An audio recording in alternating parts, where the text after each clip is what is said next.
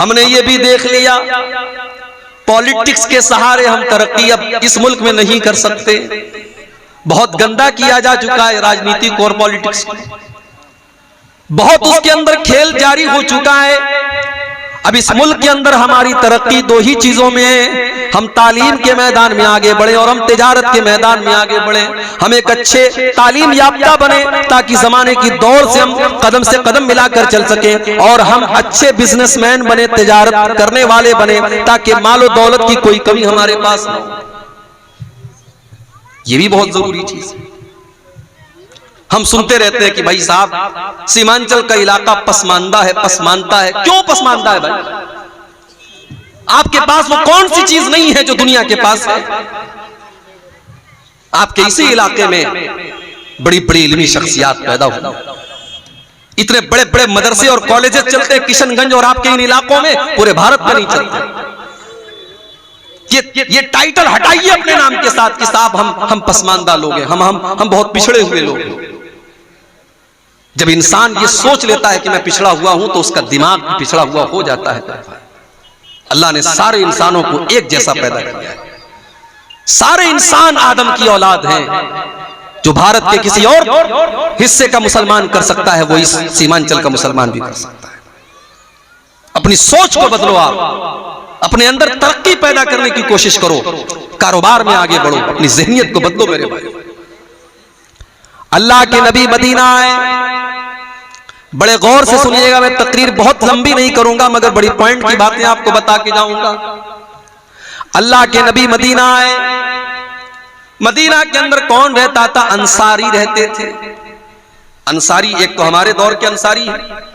अब ये इस बात का कोई प्रूफ नहीं है कि आज के अंसारी उस मदीना के अंसारी से ताल्लुक रखते थे। लोगों ने रिश्ता ताल्लुक जोड़ने की कोशिश की। हमारे बनारस में भी अंसारी लोग हैं, यहाँ भी बहुत सारे अंसारी लोग हैं, मैं भी खुद भी अंसारी हूँ, मगर हम ये नहीं कह सकते कि हम वो अंसारी हैं।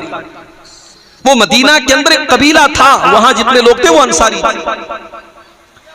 मक्का के मुहाजिरीन मदीना पहुंचे। अब मदीना के अंदर जाहिर है कि गरीब लोग रहते थे। अब वहां के अंदर जब ये नए नए लोग पहुंचे, मदीना के लिए बहुत बड़ा चैलेंज था कि उन लोगों को अपने घर में रहने की जगह भी देना है, उनके खाने पीने का इंतजाम भी करना है, और इस तरीके से करना है कि मदीना की जो मईशत है, जो कारोबार है, वो टूट न जाए। अल्लाह के प्यारे नबी ने इस चैलेंज को कैसे हल किया मेरे भाइयों, जरा सीरत की किताबें उठा करके देखिए। आपने बाकायदा लिस्ट बनाई, मक्का के जितने मुहाजिर साहबा थे और मदीना के जितने अंसारी साहबा थे, अल्लाह के नबी ने सबको भाई भाई बना दिया। नाम ले ले करके आपने हाथ पकड़ करके साहबा के सामने ऐलान कर दिया, ये फला मुहाजिर है, ये फला अंसारी का भाई है, ये फला अंसारी है, ये फला मुहाजिर का भाई है। आपने नाम ले लेकर के भाई भाई बना दिया। उन्हीं साहबा में एक साहबी थे अब्दुर्रहमान इब्न औफ रज़ी अल्लाह ताला अन्हु। ये मक्का में बिजनेस करते थे, कारोबार करते थे, हिजरत करके ये मदीना आए थे। अल्लाह के नबी ने इनका भाईचारा हजरत साद इब्न रबी के साथ करा दिया। हजरत साद बिन रबी खजूर की खेती करते थे, उनके पास खजूरों के बागात थे, पैसे वाले आदमी थे। उन्होंने हजरत अब्दुर्रहमान इब्न औफ को ऑफर किया, अय अब्दुर्रहमान, ये मेरे खजूरों का बाग है, आओ इस बाग की जो भी पैदावार है आधी तुम ले लो, आधी मैं ले लेता हूं।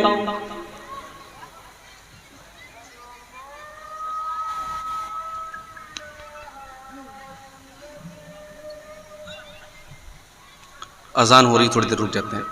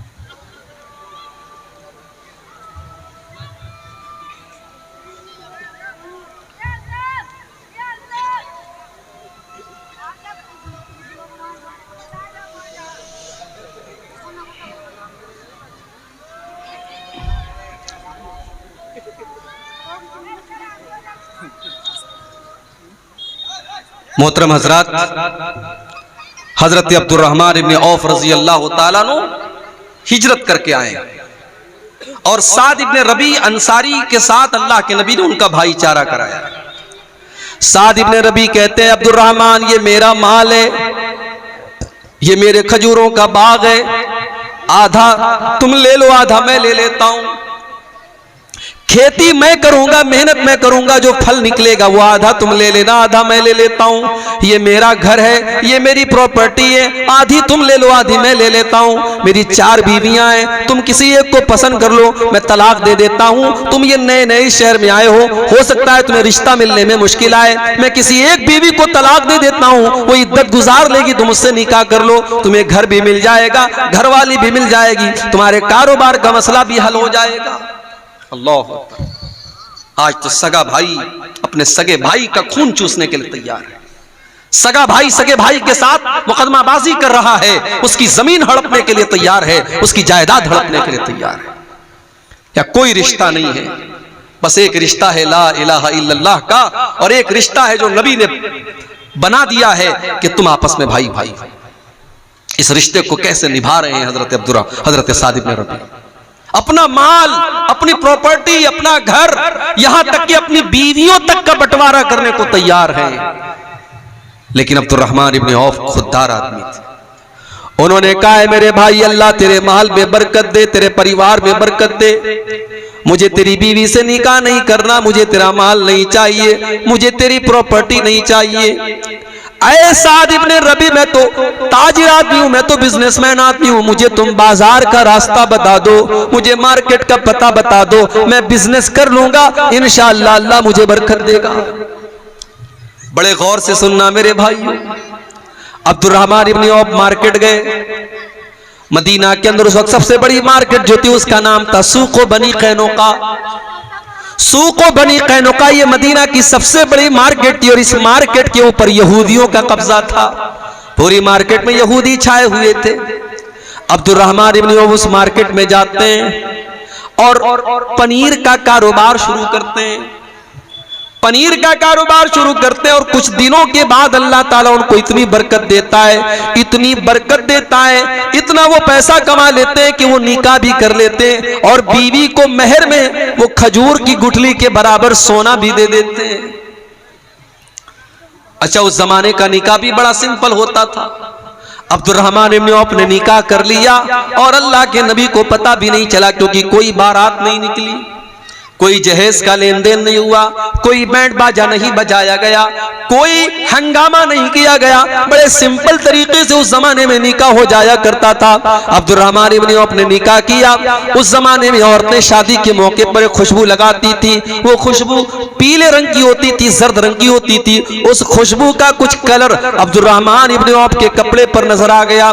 नबी अकरम समझ गए कि इन्होंने नई नई शादी की है। आपने पूछा, अय अब्दुर्रहमान क्या तुमने शादी की है? हाँ अय अल्लाह के नबी मैंने शादी की है। आपने पूछा कि तुमने बीवी को मेहर में क्या दिया? आज हमारे उल्टा पूछा जाता है। शादी के बाद क्या पूछा जाता है? क्या तुमको मिला, ससुराल से क्या मिला? बाइक मिली, 4 व्हीलर मिली, 2 व्हीलर मिली, कितना कैश मिला? लेते हैं कि नहीं आप लोग? चलता है ना आपके यहाँ ऐसा? ये तो दुनिया का सबसे घटिया काम है कि शादी के मौके पर यानी लड़का मेहर भी लड़की से लेकर के दे। इससे तो गिरी हुई मेरे भाइयों कोई हरकत ही नहीं हो सकती। मेहर आपका हक है मेरे भाई, आपकी जिम्मेदारी है, लड़के की जिम्मेदारी है। और मेहर ही वो कीमत है जिसकी बदौलत आप लड़की को अपने निकाह में लाते हैं। अगर आपके पास इतनी ताकत भी नहीं है कि आप बीवी को मेहर दे सके, तो एक काम कीजिए, चुल्लू भर पानी में डूब के मर जाइए और निकाह मत कीजिए। निकाह किया, नबी ने ये नहीं पूछा तुमने क्या पाया, नबी ने पूछा तुमने क्या दिया। क्योंकि उस जमाने में लड़की के बाप से कुछ लिया नहीं जाता था, लड़की को दिया जाता था।